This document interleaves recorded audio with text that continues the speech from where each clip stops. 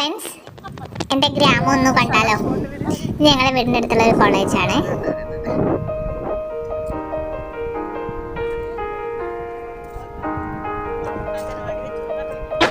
ഇവിടെ ചാവറയച്ചൻ വന്നു എന്നാണ് പറയുന്നത്. അതിൻ്റെ അവിടെ ഒരു കുരിശ് കാണാം.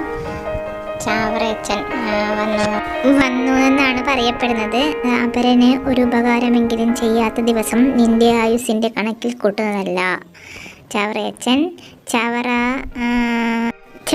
അറൈവ്ഡ് ഹിയർ എന്നാണ് ഇവിടെ എഴുതി വെച്ചിരിക്കുന്നത്.